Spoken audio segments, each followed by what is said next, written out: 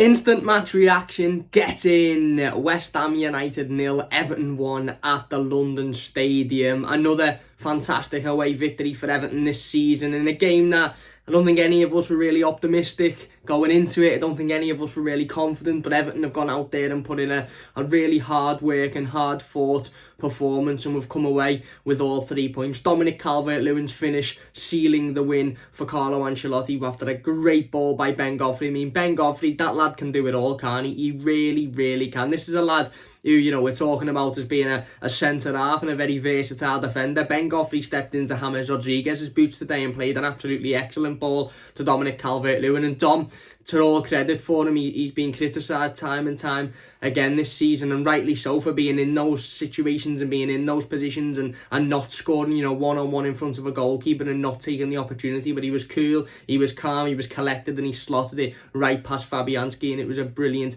brilliant goal. And like I said, Everton were very, very solid for the most part of the game. Don't get me wrong, West Ham come out in the second half and, you know, they got forward, they hit the post obviously with Jared Bowen, and they were sort of starting to put Everton's defence under a little bit of pressure. I thought Yerry Mina was absolutely unbelievable today. Unbelievable. Yerry Mina shown why he has to be in that Everton team week in, week out. If he's fit, obviously he went off injured, which isn't great. Hopefully it's not too serious of an injury, but he showed that when fit, he absolutely has to be in that Everton team. Every block, every cross that comes in, he's on the end of, he's blocking it, he's throwing himself in the way of it, he's throwing his head in the way of things. He's just an absolutely astonishing centre-half. He's fantastic, and he was brilliant today. Like I said, shame that he had to go off injured. Obviously, Mason Holgate come on and stepped in and done a relatively decent job in there. Hopefully, it's nothing too serious for Yerry Mina, but he was brilliant today. So solid. We started with a back five. Seamus Coleman starting as a sort of a right winger, Luca Dean as the left winger, and you have Ben Godfrey, Yerry Mina, and Michael Keane in the centre of the defence, with Jordan Pickford in goal. Tom Davis getting his first start for quite some time in the midfield next to Alan. You had Gylfi Sigurdsson and Richarlison and Dominic Calvert-Lewin up front as the front three. And look, like I said, you know, again, it was a very solid performance. I've been critical of that formation a number of times this season, and I've been critical of certain players in that formation, Michael Keane being one of them specifically, but I thought Michael Keane put in a really, really solid performance today. It was a little bit strange to see Seamus Coleman almost having the free role. He was sort of getting about the pitch everywhere, really, wasn't he? He started as a right wing back. He was in the centre of the midfield at times. He was on the left at times. He was just sort of, I think he was just running around. He must have had the free role today. But like I said, you know, everyone was much better today. There was much more fight. There wasn't an awful lot of quality there, don't get me wrong. Obviously, we had we had a couple of chances. Josh King hitting the bar in the post, in the last 5 minutes of the game after he come on, which was a great bit of play. Seamus Coleman had a chance after being played in by Dominic Calvert-Lewin, but there wasn't a mass amount of chances. There wasn't a mass amount of opportunities for Everton to score goals. But, you know, ultimately, we've said this a number of times this season, if you're going to go into games and you're not going to have many opportunities and you're not going to have many chances, you need to make sure that the chances that you do get, you're taking, and the chances that you do get, you're making the most of. And there's been plenty of times where this sort of game, the way in which this game played out, has happened on a number of occasions this season. But Dominic Calvert-Lewin's missed that one-on-one in front of Fabianski in the first half, and the game's ended up finishing, you know, as a draw, or we haven't gone and taken all 3 points because we've missed those chances. Well, he didn't today. He scored, and like I said, for me, Dominic Calvert-Lewin deserves so much credit, because we'd have all been first to sit here after the game if he'd have missed that and said that was the opportunity, that was the chance that you know, Dominic Calvert-Lewin had, that he should have been scoring, and we'd have won that game off the basis of that. And we've said that on a number of times this season, and rightly so, because he has had a number of those opportunities and he's missed them. He's hit the goalkeeper, he hasn't kept himself cool, he's sort of panicked, he hasn't looked comfortable, and he's missed those chances. So it's only fair that when he does score, you sit here and you give him credit. And I know you might say, oh Cam, it's an easy finish, he should be scoring them as a striker, but the reality of the situation is, this season, those are the chances that he's missing. Those are the chances that he hasn't been scoring. Those are the chances that have been, sort of passing him by. And we've all sat here and criticised him for that. So we have to give Dominic Calvert-Lewin so much credit for staying calm, staying cool. Like I said, composing himself under pressure and slotting it past Fabianski. It was a brilliant ball by Ben Godfrey, by the way. Look what happens when we play direct. Look what happens when one through ball from the defence just completely cuts West Ham's entire midfield in half. Dominic Calvert-Lewin gets the run on. I think it's Dawson defensively, and he slots it past Fabianski. There was a number of times in that first half, whether it be Richarlison, Dom, Alan, where they were getting the ball and they were coming forward. Luka Dean had the same situation a couple of times as well. And they were getting forward into areas, but you just couldn't make anything of it. We were having to go backwards. There was a number of times when Richarlison was getting forward, but there was no one up there with him. It was, Dominic Calvert-Lewin who had 2 or 3 West Ham defenders around him, and then Richarlison has to sort of come back in on himself and cut it back inside. And you're sort of thinking, just somebody make that run through, somebody find that little bit of space, and Dom did on this time, and it was a brilliant finish. Alan, I thought, was absolutely brilliant in the centre of the midfield as well, proper midfield maestro. Tom Davies had a decent game as well, but Alan, he really took control of this game. He took responsibility. He took it by the scruff of the neck, really, and he was getting forward. He was picking the ball up. He was anticipating where the ball was going to go. He was grabbing it. He was taking it off West Ham midfielders, and he wasn't just doing it sort of aimlessly, with you picking the ball up and then giving it back with 5 or 10 yard passes. He was doing it with some purpose. He was playing nice balls over the top. He played a brilliant ball over the top, I think, to Richarlison, who won a corner on one occasion. It was a fantastic chipped ball. It's becoming sort of trademark Alan now, that chipped ball over the top. It was absolutely excellent, but he was doing it, he'd done it on a number of occasions throughout the game, and he was absolutely excellent. I felt, for the entire 90 minutes, like I said, he really took responsibility. He was picking the ball up, he was winning it back, he was getting forward, he was, like I said, he wasn't afraid to throw a challenge in. He got himself a yellow card, but he wasn't afraid to throw a challenge in. He wasn't afraid to get physical. Like, we're talking about the importance of having somebody like a Yerry Mina in the team. The reasons to why Yerry Mina is so important in this Everton team, not only because he throws himself in the way of any ball coming into the box, and 9 times out of 10 he's on the end of any ball coming into the box, getting it out, but also he's not afraid to get physical. He's not afraid to rough it up a little bit, to get in the faces of opposition forwards and to give them a difficult day at the office. And Antonio, for the most part tonight, didn't have an easy game whatsoever, because he had the likes of Yerry Mina, Ben Godfrey, who were around him, making sure that he wasn't able to just play the way he wanted to play, wasn't able to just beat us and use his pace and use his physicality. We were matching that physicality.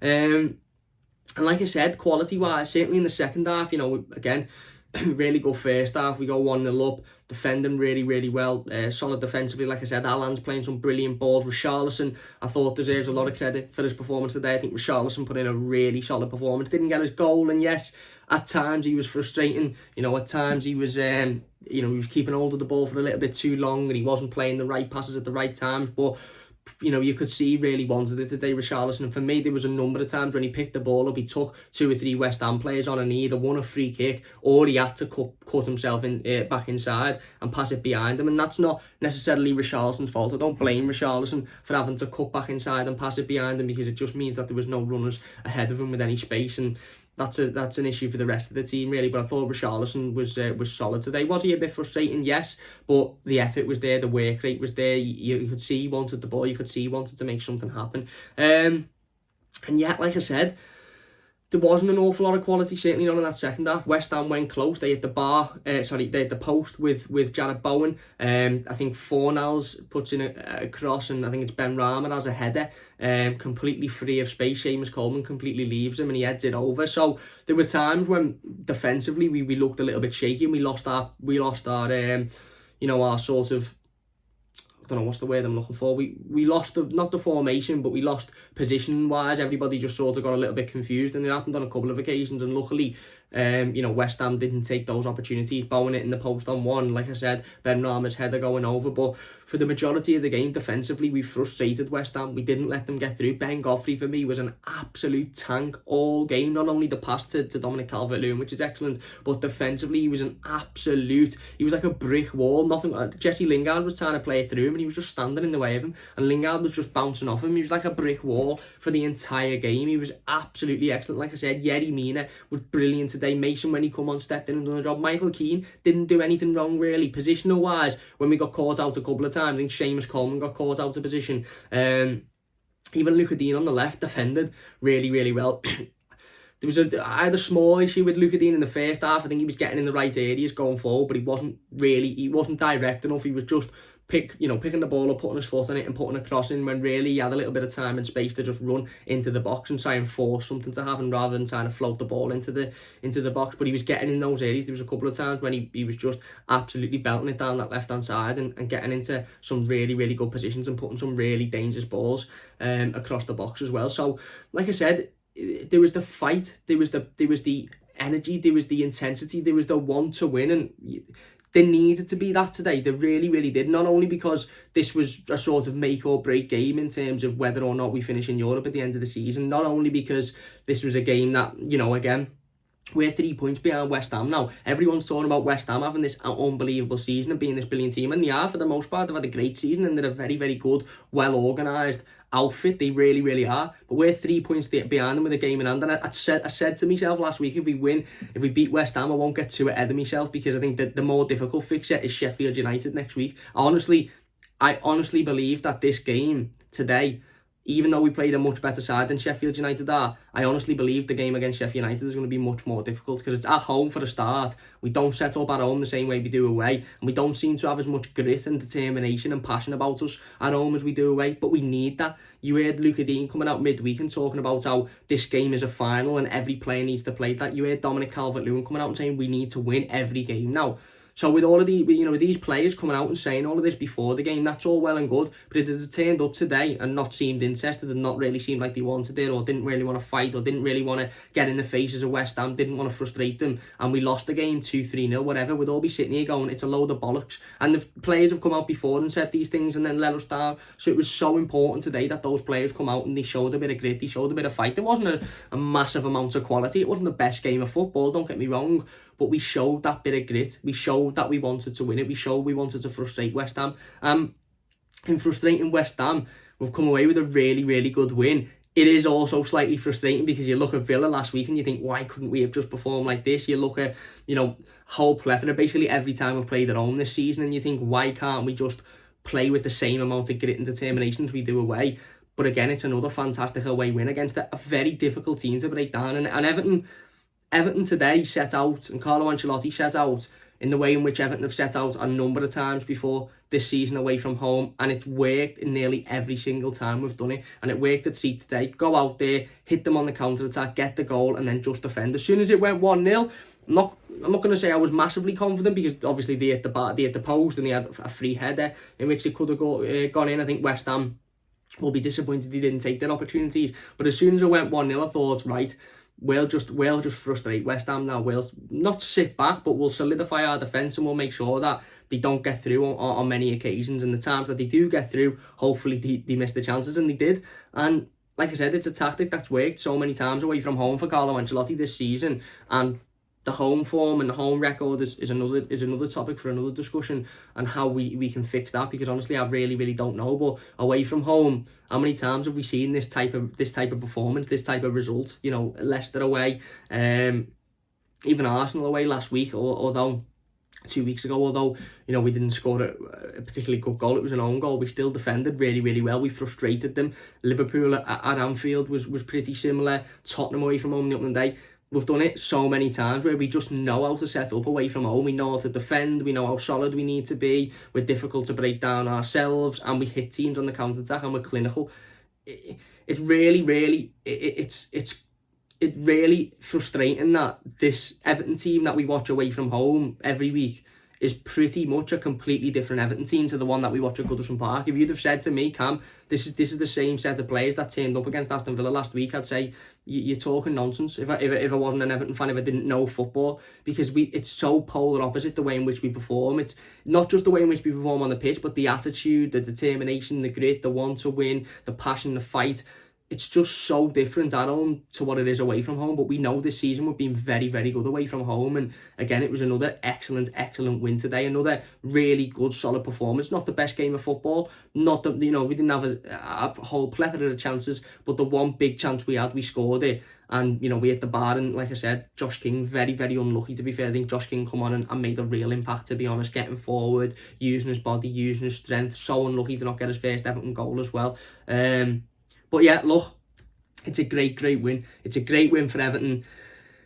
It puts us right back in the half of Europe. It's another up in this roller coaster of a season, roller coaster of emotions. It's another massive climb, and let's just hope that next week against Sheffield United we don't go right back down. Let's hope that we can stay at that sort of climb, because ultimately, look, it's a big result. It's a big performance. Like I said, everyone's talking about West Ham having a great season, 3 points behind them with the game in hand. As Dom said before the game, as Luca Dean said, every game is a must-win now. Every game is absolutely must, and every game is winnable as well. Sheffield United at home, very winnable. Wolves at home, very winnable.